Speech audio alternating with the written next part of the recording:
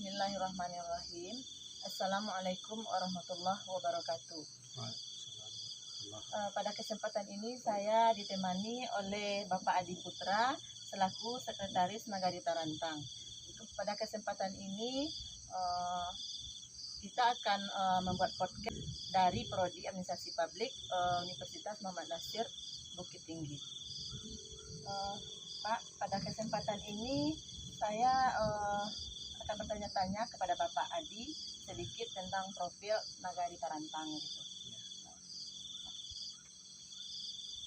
Profil Nagari Tarantang berdiri sebenarnya sejak masa penjajahan, ataupun kalau seandainya legenda yang kita terima itu jauh sebelum penjajahan Nagari Tarantang sudah ada. Karena di legenda yang kami terima, cerita turun-temurun dari nenek moyang itu cerita tentang Putri Sariban Nilai, itu sebenarnya mengisahkan asal muasal Nagari Tarantang. Kemudian juga sejarah Nagari Tarantang itu yang kami terima turun-temurun, yang termasuk di dalam pembukaan RPJM Nagari itu juga bercerita tentang kisah bagaimana pada zaman dahulunya terbentuknya Nagari Tarantang. Kemudian Nagari Tarantang terdiri atas dua jorong Tarantang dan jorong Lubuk Limpato, dengan luas kurang lebih 22,63 km bujur sangkar atau sekitar 226.300 hektar. Jadi dengan tekstur, kemudian monografi, kemudian juga topografi, bahwa Tarantang lebih banyak sebenarnya daerah perbukitan daripada pemukimannya. Nah, jadi ketika kita lihat dari peta satelit nanti, itu setengah dari Nagari Tarantang adalah hutan. Kemudian juga Nagari Tarantang mempunyai jarak sekitar 16 km dari pusat kota Payakumbuh, kemudian sekitar 7 kilo dari pusat ibu kota kecamatan. Kemudian Tarantang di Tarantang itu terdapat beberapa kawasan seperti kawasan hijau BKSDA, kemudian satwa-satwa yang dilindungi di dalam hutan lindung tersebut, kemudian juga hutan marga satwa, kemudian hutan produktif, dan begitu juga pemukiman. Jadi yang area hutan lindung tersebut juga terdapat hutan wisata. Di hutan wisata tersebut itu sekitar 800 hektar merupakan kawasan objek wisata atau yang bersebelahan dengan hutan konservasi yang dikelola oleh BKSDA Provinsi Sumatera Barat. Kemudian di jorong Lubuk Limpato terdapat beberapa ikon wisata seperti Sarasa Bunta, Akabarayun, kemudian Ngalau Donat yang ada di jorong Tarantang juga, kemudian Sarasa Murai, Sarasa Rupih, Sarasa Iluluh, dan beberapa air terjun lainnya. Kemudian juga untuk pemerintahan, Tarantang adalah pusat pemerintahan berbentuk nagari yang dipimpin oleh satu orang wali nagari, kemudian 10 orang perangkat nagari, termasuk juga 2 kepala kewilayahan. Kemudian di situ juga terdapat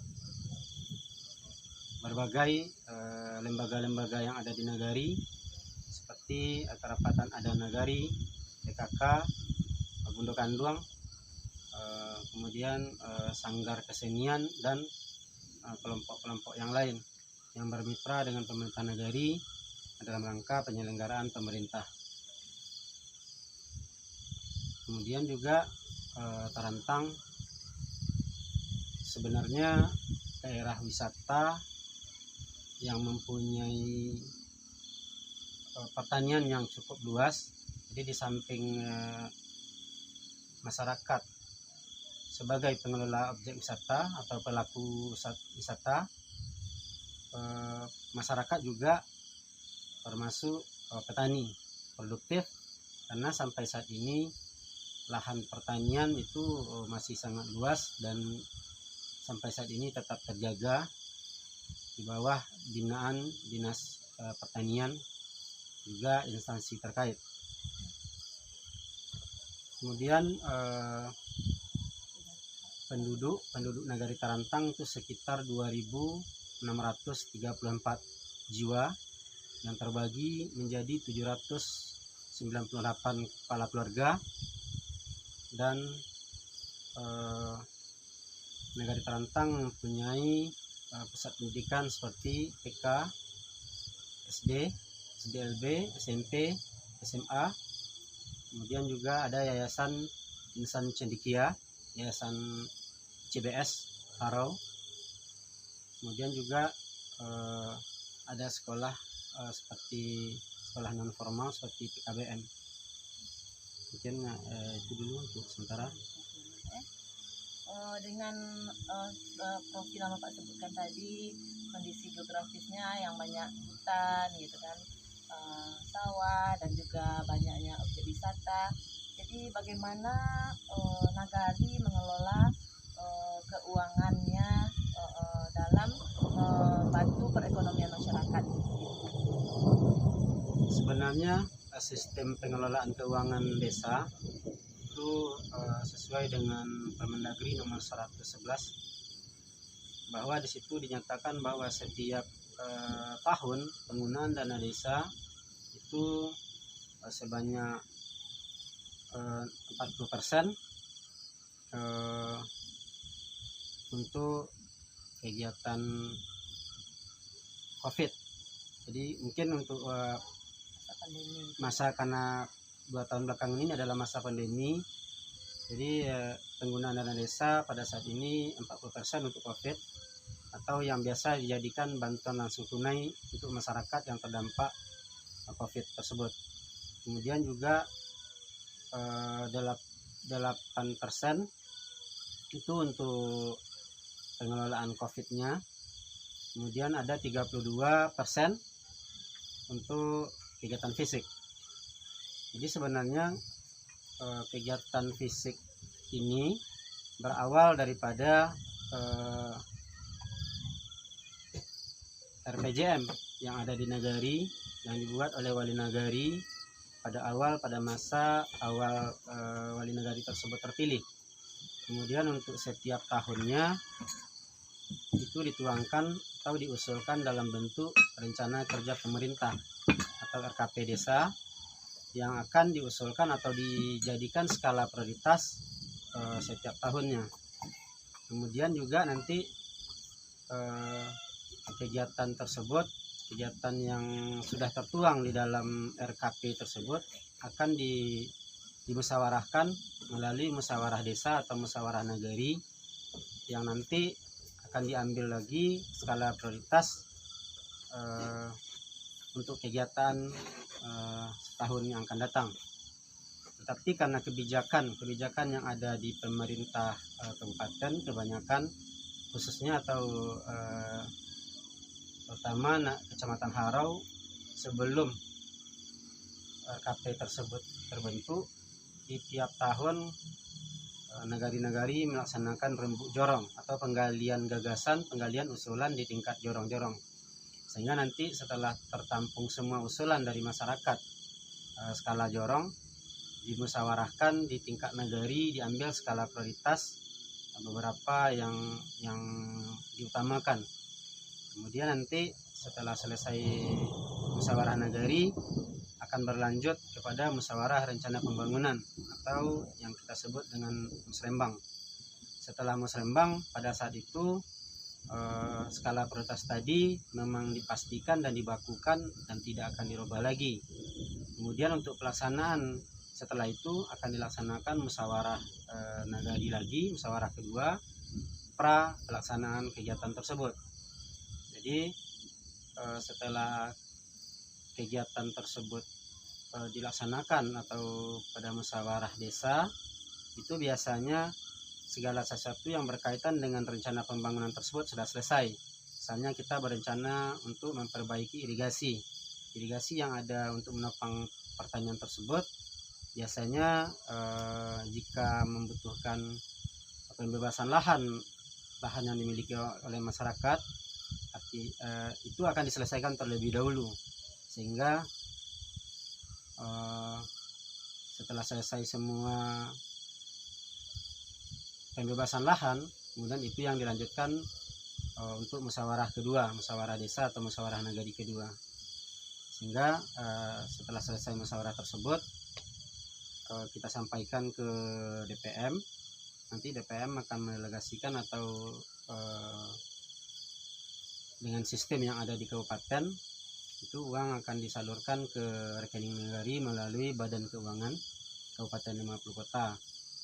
Kemudian pelaksanaan tersebut biasanya ada yang membentuk TPK, tim pengelola kegiatan, dan ada juga yang langsung dikelola oleh penanggung jawab kegiatan atau kasih pemerintahan, kasih kesejahteraan yang ada di nagari. Bentuk pembangunan di nagari itu seperti apa? Misalnya untuk pembagiannya per jorong itu gimana gitu, Pak? Jadi pembangunan itu banyaknya ke arah mana gitu. Misalnya tadi kata Bapak tadi 32% ya Untuk fisik. Untuk fisik. Nah, untuk pembangunan fisik itu seperti apa contohnya? Sebenarnya begini juga, yang 32% juga tertumpang di situ kegiatan pemberdayaan juga.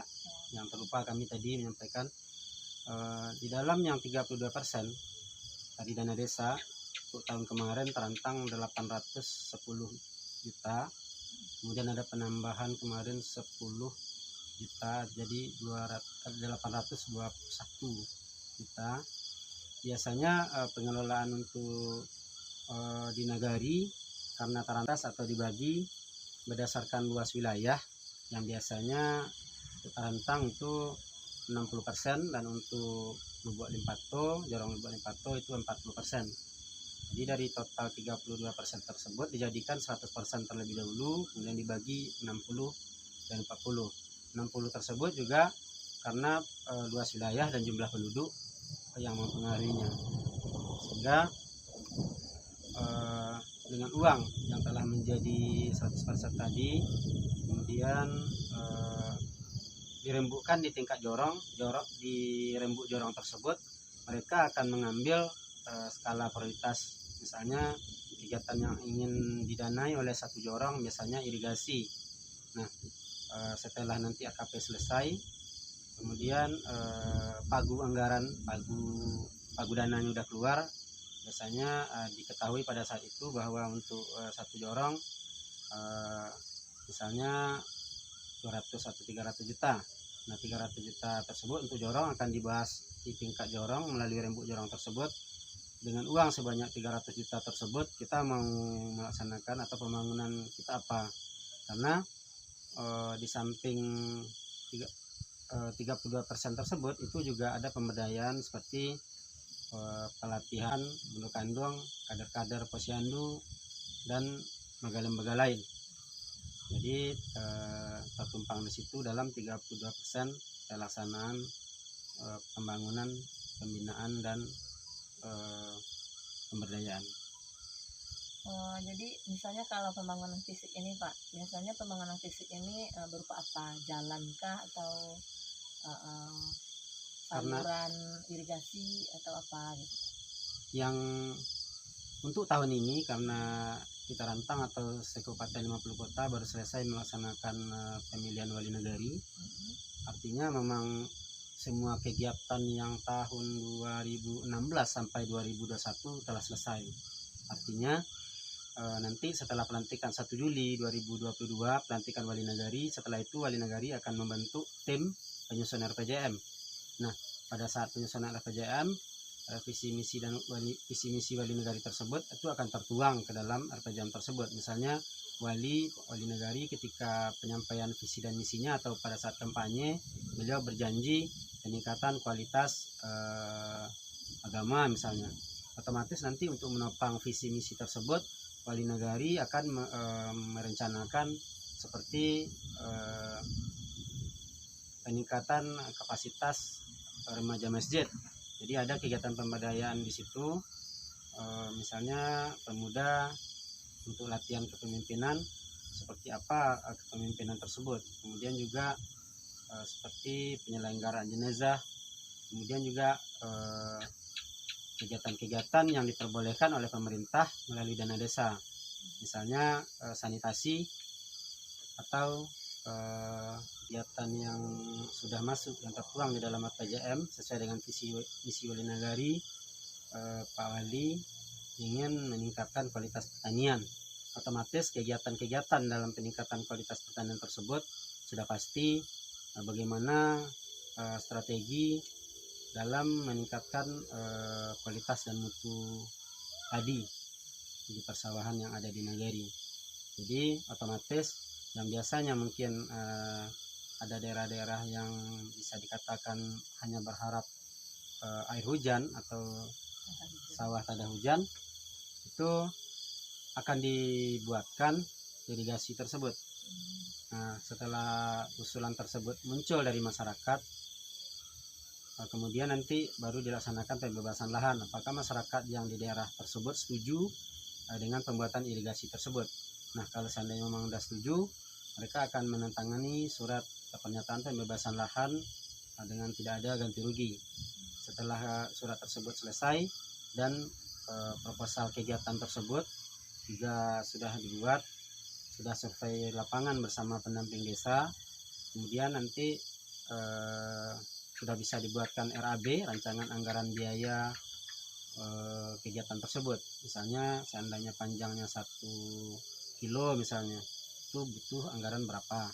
Nah, setelah selesai nanti itu baru di musyawarah kedua dikelirkan bahwa kemungkinan nanti seandainya satu kegiatan sudah menghabiskan dana total misalnya jatah untuk 1 jorong, kemungkinan kegiatan-kegiatan yang diusulkan dalam rembuk jorong sekitar 40 atau 50 buah yang kemarin muncul pada saat rembuk jorong itu akan ditahan dulu menjadi DWRKP atau daftar usulan yang direncanakan untuk rencana kegiatan pemerintah, sehingga nanti seandainya ada pokir dewan ataupun bantuan dari pemerintah pusat ataupun provinsi, biasanya mereka akan bertanya apakah pembuatan jalan yang diusulkan oleh pemerintah provinsi ataupun pusat ada tertuang di dalam RKP.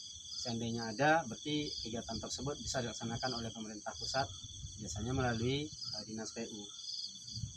Jadi kegiatan tersebut menjadi RKP yang diambil dari RPJM. RPJM biasanya itu untuk jangka 6 tahun. Jadi dalam jangka 6 tahun tersebut apa yang direncanakan untuk menopang visi dan misi wali nagari. Kemudian yang nanti diambil untuk tahun ini kita melaksanakan irigasi satu bidang, satu jalur irigasi saja misalnya. Kemudian kita juga pembukaan lahan tidur misalnya. Nah, dengan nanti setelah selesai RAB dari ketahui berapa uang yang akan dihabiskan untuk satu kegiatan, berarti kegiatan yang lain nanti akan menjadi kegiatan di tahun-tahun berikutnya. Misalnya nih Pak, masyarakat ini kan tidak semuanya memiliki modal, bisa jadi mereka cuma memiliki lahan. Jadi apakah ada program nagari untuk menopang perekonomian masyarakat tersebut?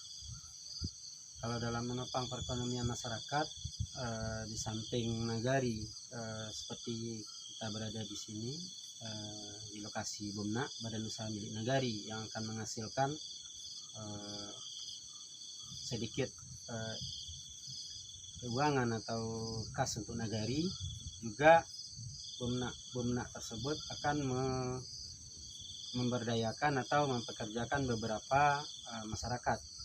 Kemudian juga nanti untuk penyelenggaraan kegiatan BUMNA tersebut juga akan melibatkan banyak orang. Misalnya yang biasanya dengan adanya BUMNA pada saat ini, BUMNA yang di Tarantang itu mengelola peternakan. Nah, karena wisata sudah bisa dikatakan lumayan bagus pengelolaannya, maka pemerintah negari bersama Badan Permusyawaratan atau BAMUS sepakat untuk memakai dana BUMNA tersebut untuk peternakan. Jadi kami membeli ternak sapi, kemudian melaksanakan penggemukan atau membuat penggemukan pada sapi tersebut yang akan kami jual biasanya pada Idul Adha itu untuk Tarantang. Dan kemungkinan juga itu yang sudah kami laksanakan. Jadi kemungkinan untuk setelah selesai Idul Adha nanti, kemudian ternak tersebut sudah kami jual, kami akan mencoba rencana kegiatan lain. Misalnya seperti pembuatan homestay yang akan kami buat di tanah milik Nagari. Sehingga nanti pada saat homestay tersebut ditempati atau disewa oleh pengunjung wisata, otomatis BUMNA tersebut mempunyai aset atau mempunyai modal yang akan bisa kita berdayakan untuk pengembangan BUMNA ke depannya setelah itu. Berarti kalau untuk masalah pertanian berarti kan ada kelompok taninya Pak aktif ya, Pak, ada kelompok tani dari aktif. Tarantang ini ada aktif ya Pak ya, kelompok tani gitu kan. Kalau gini Pak, di Nagari Tarantang menurut Bapak gimana kinerja perangkat nagarinya? Apakah udah sesuai dengan standar yang diinginkan oleh pemerintah agar mencapai tata kelola pemerintahan nagari yang baik?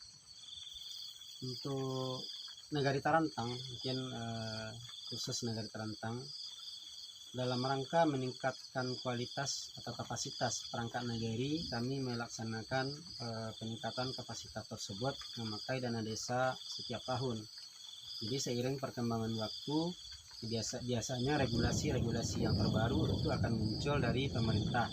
Nah, pada saat itu otomatis seperti misalnya pengelolaan keuangan desa, itu aplikasi tersebut dalam pengelolaan keuangan desa itu tetap upgrade, kemudian mengikuti regulasi-regulasi yang dikeluarkan oleh pemerintah, sehingga biasanya pelatihan tentang sistem pengelolaan keuangan desa tersebut itu akan dilaksanakan setiap tahun.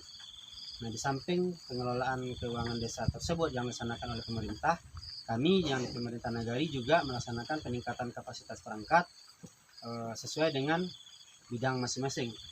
Misalnya seperti kasih kesejahteraan, bahwa beliau sesuai tupoksinya dengan yang tertuang di dalam Permendagri nomor 84 tahun 2015, bahwa salah satu tupoksinya tersebut adalah pengelolaan kegiatan fisik, baik itu pertanian maupun sarana prasarana jalan dan jembatan dan lain-lainnya, sehingga butuh peningkatan kapasitas tersebut sesuai dengan perkembangan atau regulasi yang diterapkan oleh pemerintah, sehingga setiap tahun peningkatan kapasitas tersebut selalu kami laksanakan. Artinya sebenarnya sepintar atau secerdas apapun perangkat nagari yang ada saat ini, sesuai dengan regulasi yang muncul baru, otomatis pelaksanaan keuangan desa atau pelaksanaan kegiatan pembangunan tersebut akan mengharuskan kita mengetahui atau timbulnya cara-cara baru. Biasanya seperti dulu sebelum adanya COVID itu dengan peraturan atau regulasi-regulasi yang dari pemerintah pusat sampai ke kabupaten, nah itu juga mengikuti kegiatan tersebut. Nah, sehubungan dengan nanti pada saat pandemi atau COVID tersebut sudah selesai. Sebagaimana pada saat ini sebenarnya kita sudah berada pada masa endemi, artinya masyarakat sudah boleh untuk tidak memakai masker di luar ruangan. Nah, tinggal ketika berada di dalam ruangan baru diwajibkan untuk memakai masker. Nah, sesuai dengan keadaan tersebut, mungkin nanti kegiatan yang biasanya ada kegiatan yang rutin, tiket harian Satgas Covid itu sudah tidak dilaksanakan pada saat ini. Jadi seiring berjalannya waktu tersebut, otomatis pelaksanaan pembangunan dan kegiatan fisik maupun pemberdayaan tersebut mengikuti regulasi yang terbaru, baik itu dari Kementerian Dalam Negeri dan juga Kementerian Desa. Saat ini Sekolah Nagari. Universitas Muhammad Nasir mempunyai sekolah nagari, program sekolah nagari. Jadi bagaimana menurut Bapak dengan sekolah nagari yang diadakan di Universitas Muhammad Nasir tersebut? Dalam pandangan saya bahwa di samping perangkat nagari sudah mempunyai ilmu atau penguasaan di bidang masing-masing, seperti misalnya di satu nagari mereka memang mengambil dari akuntan untuk pengelolaan keuangan desa, tetapi memang sebenarnya bedanya jika kami coba memahami kenapa sekolah nagari itu dibuat oleh Muhammad Nasir, itu menurut kami sangat bagus sekali, karena apapun kegiatan, apapun program yang dilaksanakan oleh sekolah nagari atau Muhammad Nasir tersebut memang dikhususkan untuk nagari. Misalnya di situ ada jurusan atau program studi tentang pengelolaan keuangan desa. Jadi kalau biasanya di tempat lain atau di tempat kuliah yang lain itu biasanya pengelolaan keuangan negara, artinya memang bersifat umum sebagaimana pengelolaan keuangan negara tersebut.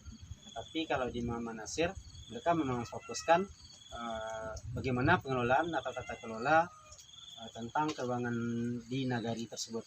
Jadi memang mengikuti program-program dari Kemendesa dan Kemendagri. Terima kasih Pak. Mudah-mudahan perangkat nagari Terantang mau berpartisipasi dalam sekolah nagari yang diadakan oleh Universitas Muhammad Nasir ini, ya Pak ya. Terima kasih bincang-bincangnya ya Pak ya.